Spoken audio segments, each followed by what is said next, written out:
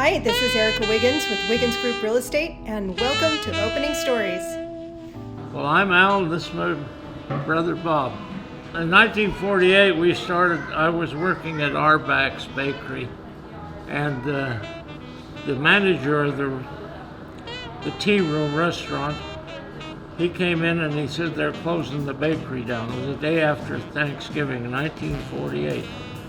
And so about an hour later, he brought me my severance pay, and about an hour later he came, he said, hey, let's start a little pie shop, and we'll make these pies that we served in Arback's. That was a big department store downtown. It had a big exclusive bakery. I know all the restaurants. Well, his wife was named Carol. And so we bought it. He bought it for $600 in 1948, and we started out. In 1951, he started a couple of restaurants. So he says, why don't you buy the bakery for $1,500? So we rounded up $1,500, and I gave it to him, and that was in 1950. How many days a week are you here in the bakery now? Tuesday till Saturday. We close on Sundays and Mondays. And what time do you usually come in to? I get up at 5:30. I'm down here between 6 and quarter after 6. Wow. Out comes in 7:30 or 8. I usually go home around 1 or 2, and I'm pretty well shot by then. And Bob Karras there, but he's usually here till 4 or 5. What are you best known for? What should someone not miss? Oh, our chocolate eclairs right now. We used to do so many eclairs. We had a catering, 5 or 6. They used to do a lot of catering, but for weddings and showers and birthdays and missionary homecomings. With this pandemic or with a virus, people can't meet, you know. Right. It really hurt.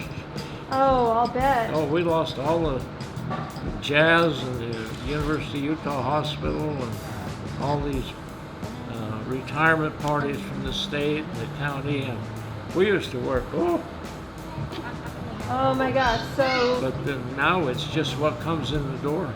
It's a hard place to find.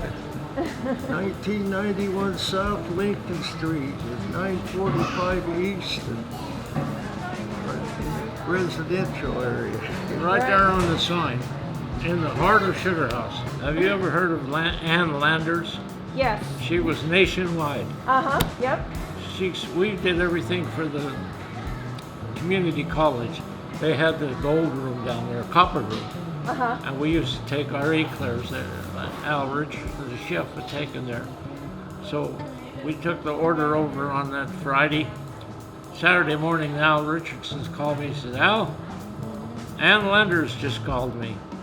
She's speaking at Kingsbury Hall up to the U tonight, and she wants a box of your eclairs. She said that she's tasted them all over the world, and ours was the best she ever tasted. Oh my gosh. Oh, we've had a few. I mean, Governor, what's the name? Norman Matheson. Gail Miller. Gail Miller. Before she used to come in here and always pick up 4 or 5 dozen eclairs. And then Norma Matheson, the governor's wife, she used to come in and she'd have her parties at the governor's mansion. She'd always order eclairs for her parties. How many family members work here right now? Well, I got my son Jeff and Al's grandson Connor. Oh, when we ever had big orders, when we made a birthday cake for Kareem, the basketball player. He was 40 years old in his last game in Utah. So they called me and they wanted a big birthday cake. So we made it the big birthday cake for him. And the guy said, yeah, send it over. We'll cut it at halftime or something with the salt pellet. And then he called and he said, why don't you bring 5,000 cupcakes with it? We'll give to the first 5,000. We had the whole family baking cupcakes all night. But they've always, Bob's wife, my kids, when we get big orders, they're all here, put their aprons on and go to work.